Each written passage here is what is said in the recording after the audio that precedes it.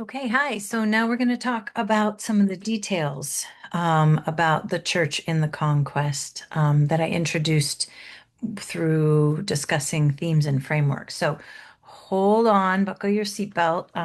We're going to get into some details around this, and some of this I will be talking about in class as well.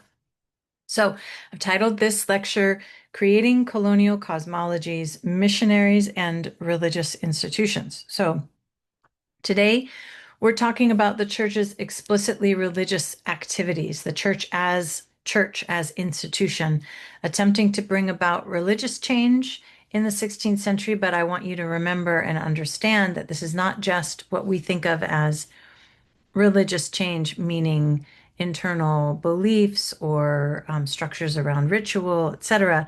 But it is the role of the church in establishing empire, fundamentally political change, also what is also um, ultimately economic organization as well. So we're going to be talking about some of the church activities and institutions, but for this time period, and this is true up until at least the middle of the 18th century, we're also looking at these church institutions in their function as largely judicial institutions, largely courts, and the ways that they interfaced with uh, indigenous people as authority figures, not simply teachers of spiritual expertise, etc. So um, and also, as I say that, this is church, as institution, it's essential to keep in mind that Catholicism was not a monolith and that the church was not simply one monolithic institution. There were competing authorities and, oh, oops, well, that's no good.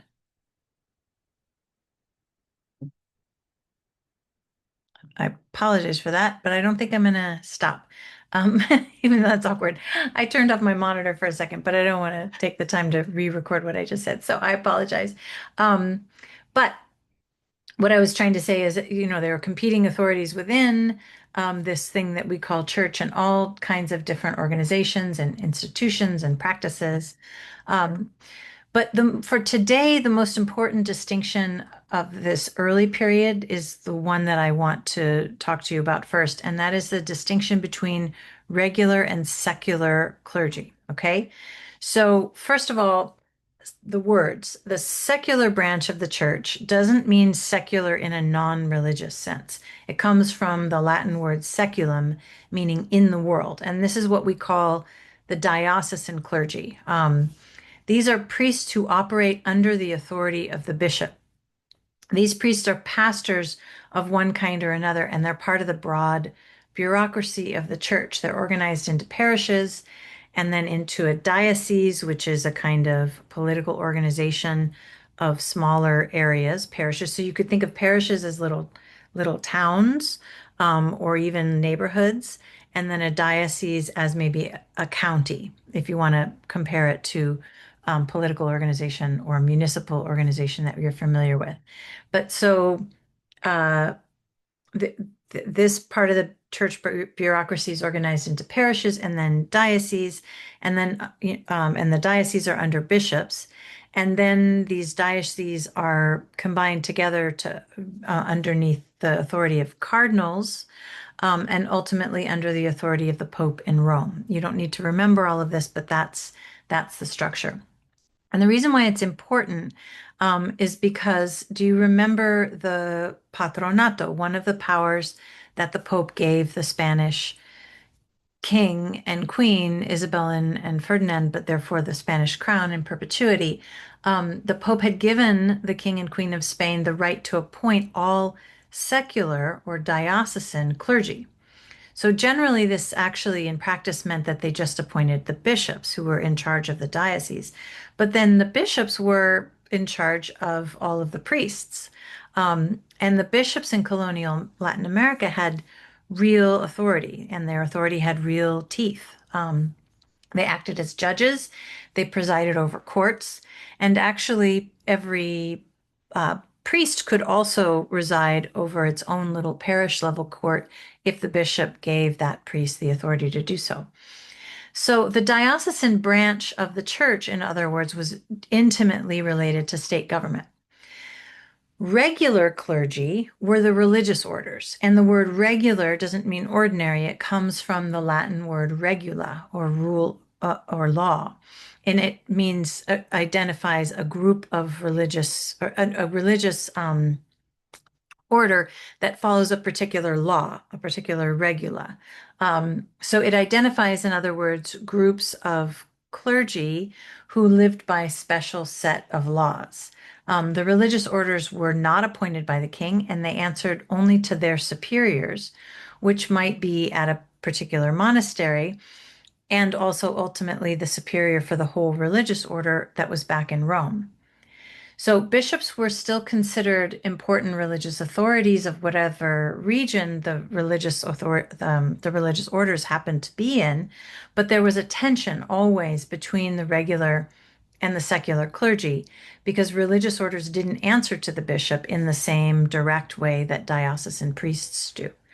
Um, so this becomes important because in Spain, religious orders were not priests. They were not pastors. They did not operate in that way. That's the difference between secular, meaning in the world, having these kinds of roles in people's lives and in authority in relationship to their rules to their roles as judges.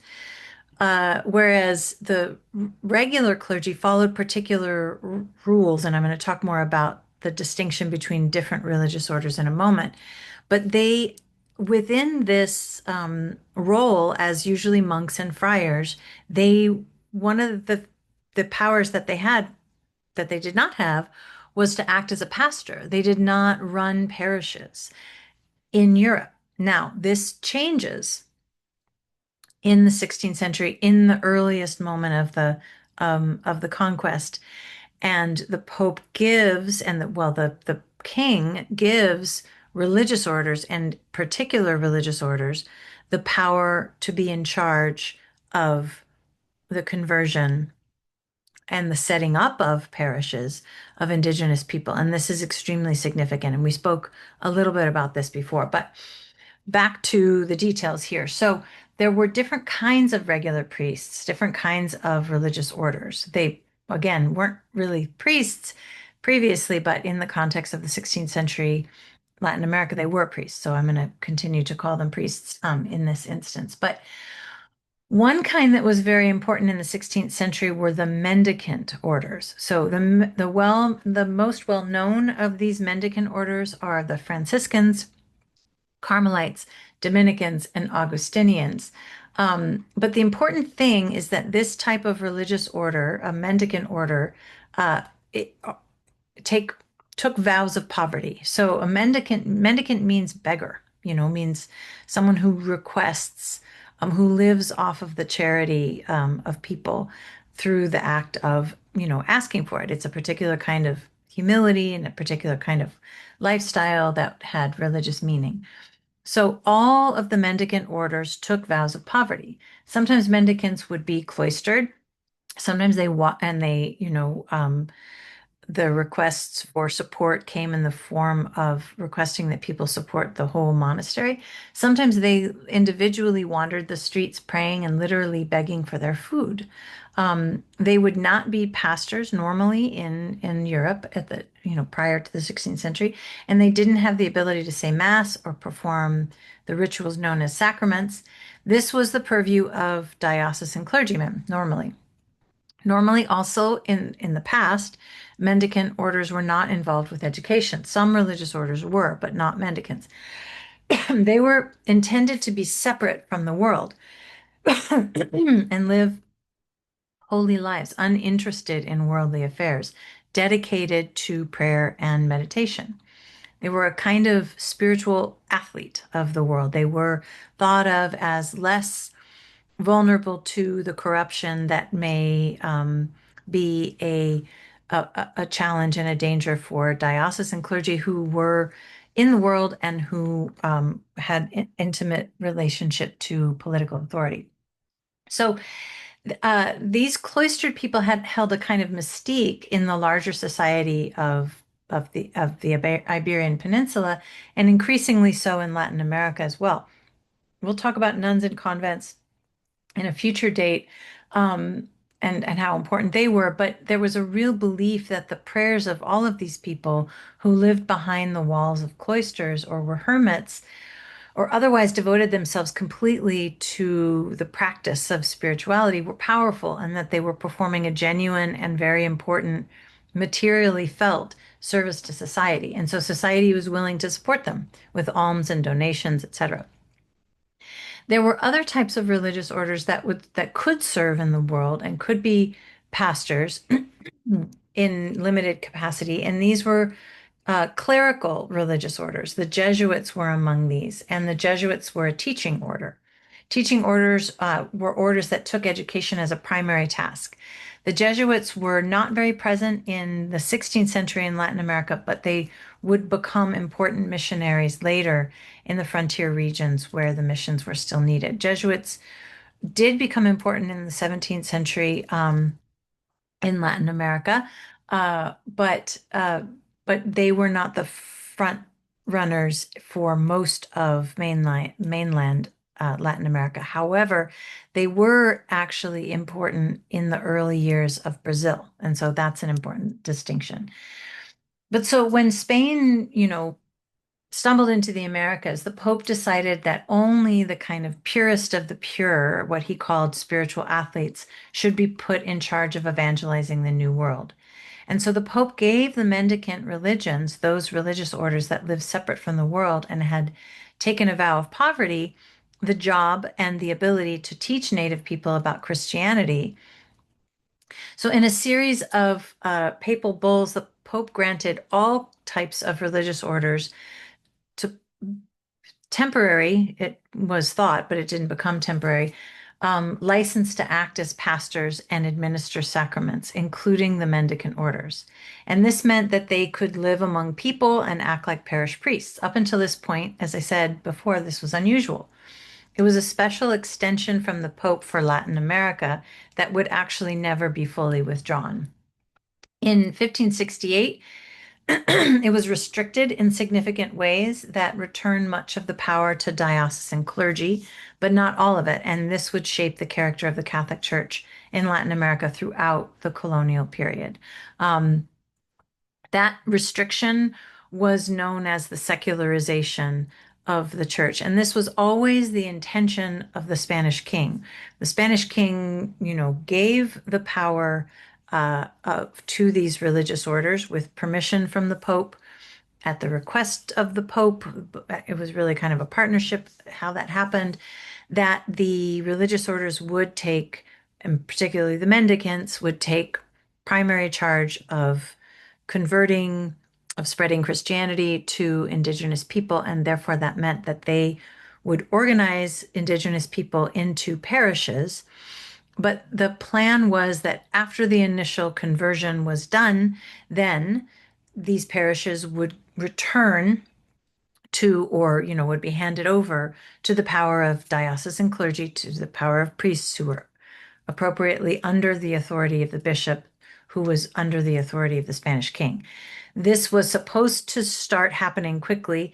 There was an order in 1568 that asked that, officially made this secularization process begin. But in reality, it happened locally in a very varied way, such that in some parts of Latin America, there are certain places and parishes that were never secularized. And in other instances, it took 50 more years, 100 more years. And this was one of those obedezco pero no cumplo kind of examples of that idea of, I obey, but I do not comply. Local authorities saying, this isn't going to work. You're saying that you want to return or pass over or hand off the authority, uh, of ministering and being the pastor and running the parishes of these indigenous people to diocesan clergy, but all the diocesan clergy live in the cities. None of them speak indigenous languages. No one wants to live here. So the reality of it is, it's just not going to work. In other instances, it did officially happen, but there were no priests really to serve in these indigenous communities. And so often the indigenous churches were actually kind of run by indigenous people themselves. And there was a traveling priest that would be sent from the cities. Often they were actually religious order priests, but sometimes not, who would come once a year to administer the necessary sacrament of sorry, my computer's about to die. I just realized I need to recharge it. Of confession and communion, etc. But sometimes, in fact, the indigenous people would have to travel to receive those sacraments. So that's not in my notes, but that is a part of the future story. So um, and I will talk later in another lecture about what happened after 1568 when these diocesan priests do become important. And part of that I will be talking about is what I just mentioned. But from 1492 to 1568, the mendicants really were officially in charge. So a special kind of Catholicism was introduced at this time at their hands. And some of that is what you're reading about in Jennifer Shepherd Hughes' book, because it was these particular kind of clergymen who were encountering the epidemics and the massive loss of life of indigenous people. So we'll talk about that in our smaller groups. So this had an especially strong impact in Mexico because the Spanish presence was established by 1521. So this means that the presence of mendicant orders, particularly Franciscans, shaped the native experience of Christianity for almost 50 years. And this is part of what Jennifer Shepherd Hughes is talking about. However, the Spaniards didn't really establish themselves in Peru, for instance, until the late 1540s. So the period of the mendicants being the main pastors in Peru is much shorter. Mendicants didn't disappear after 1568, but they didn't have all that much authority in Peru to assert their ability to stay involved because they'd only been around for 20 years. This is different in Mexico. So it's important to think about when you read about, say, Jose de Acosta in Peru, who was a Jesuit, not a mendicant, but not a diocesan priest either. What kind of position might that have given him as an observer to this whole process? In a letter that you may have read, hopefully by Pedro de Gante, you can see a good representation of the ways that Franciscans often thought of themselves and talked about themselves. They described themselves as humble servants and teachers to a native population. They articulate a model of tender love and fierce protectors. Remember that they've taken a vow of poverty. They've been commanded to take up the work of evangelization and self-sacrifice in a passionate kind of way.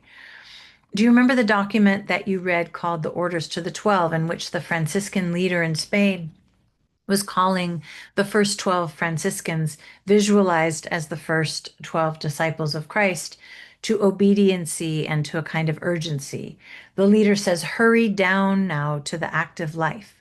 Um, this is a cushy post. This is not a cushy post. You have a job to do. You've taken a vow of poverty and obedience. Now get on with it. That kind of thing. Like basically saying, you've been steep and trained through your generations of, this kind of envisioned as sort of spiritual generations of secluded, the word I'm looking for is escaping me right now, contemplation and practice. Now bring that knowledge, bring that power, bring that strength into the world, because we are in urgent times and we've just encountered this whole huge part of the world that somehow has not heard this message of Christianity, and the end times are upon us, and the empire rides on this duty of yours. Now get down into the world and take up the action of active clergymen, of parish leaders. So the first generation of these friars were dedicated and committed to this mission. They were not bureaucrats. Um, they saw themselves as operating apart from the rest of the colonial enterprise. They were, in fact, often in conflict with encomenderos, like the Dominicans were in the Caribbean, and they came from the same tradition of mendicant friars, of contemplation, of being separate from the world. This first generation of friars were often also in great conflict with state government authorities once they started to get set up in Mexico and elsewhere. Many Franciscans held vividly millenarian views of the human horizon, of human history, and an apocalyptic vision of the immediate future. These ideas were based on the book of Revelation in the New Testimony, and in their sermons and lessons, they referred to Revelations over and over. They expected the day of judgment to come in their own time. The end of the world was coming, and they would be around for it. In this mission that they were undertaking was crucial from their perspective because the more souls they could bring in and baptize, the more people they could save in the final hour of judgment. A Franciscan report in 1550 said that in 30 years they had baptized 7 million people, smashed 160,000 idols, and constructed over 1,000 parishes. These are amazing numbers, especially with a relatively small number of people doing this work. This is a flurry of evangelizing activity, changing the look of the landscape, putting churches everywhere with church bells that rang every hour, so changing the auditory landscape of the world too. This was a very real and dramatic change in the areas that Spaniards had settled. One of the religious chroniclers, looking at all of this church activity, wrote in the 1550s, "The whole land is as Catholic as ours," referring to Spain. But this view is dependent on a certain superficial vision of what it meant to be Catholic.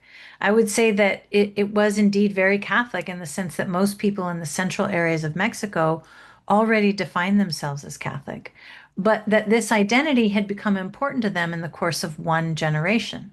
Um, uh, I mean, this is true, I would argue. But to say that it was as Catholic as Spain is to suggest that it was Catholic in the same way as Spain, and this misses some very important differences. Um, it has to do with debates about the nature of belief and faith itself. Franciscans and other churchmen wondered, did belief and faith really require what we might call a complete conversion, a complete change of heart? Or did it simply require incorporation, as in incorporation into the church physically? Um, the community of faith that was defined by baptism, going to mass, receiving the sacrament, saying the right words in prayer, even if you didn't understand those words. This was a real question, a real theological and philosophical debate that was alive for people in Europe as much as it was in Latin America. We might look at this in our generally modern and Protestant inflected world that we live in now and think, and we can talk about why I say it's a Protestant inflected world, even if it is populated by Catholics as well as Protestants, but the impact of these ideas after the Protestant Reformation had taken place for, a couple centuries, was strong in the Catholic Church as well. And you can see that in post-Vatican II, but that's another history. But at this time, though, that was a startling sound coming from my phone. Um, but at this time, so anyways, if from the perspective of our kind of modern world, we might look at this and say that's just superficial, like it's not real. People aren't really believing these things. It's just performance. But that misunderstands the way that people thought about what you might call religious efficacy, what people thought about what we now call religion actually meant. In some ways it helps us to understand it if we think about magic, if we think about the way that we now in the modern world might, and scholars of religion have defined the difference between magic and religion according to some cosmologies and some ways of knowing, some epistemologies, is that certain actions, certain practices, certain rituals, when done by the right people under the right circumstances, have a power of their own that is not necessarily related to one's thought process or one's internal belief. And there was a way in which that's how religion was understood, or at least it was a debate at this time. And so, uh, you know, from the perspective of many, many religious thinkers in the 16th century, the fact that, from the perspective that values incorporation, meaning baptism, belonging to, getting a new name, a new Christian name, belonging to a parish, following these particular rituals in a particular order, that from that perspective, that incorporation was more important than a complete change of heart or comprehension. Even also, this perspective held that most common people couldn't even ever really understand, the complexity of true religious ideas, which were thought of as deeply sophisticated and as hard to understand as any kind of elite philosophy. Remember that at this time, Mass was said in Latin. So no one really understood um, all of it except for those people who spoke Latin, the educated few. So it was understood that, common people needed visual references, they needed simplified stories.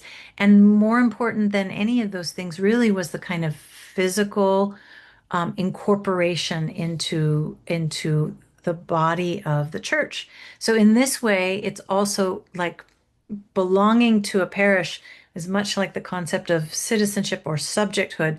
You are a subject of the Spanish crown. You are a parishioner. You are a member of the church by sheer fact of the rituals and the change of official identity that incorporates you into either the Spanish Empire or the Christian church. So, from this perspective, it may have been that, at least in the Valley of Mexico, to say it was truly Catholic was sincere, was a sincere belief, and was in some senses true. However, this did fall short of the glorious dream that most Franciscans had carried with them in the very first decades.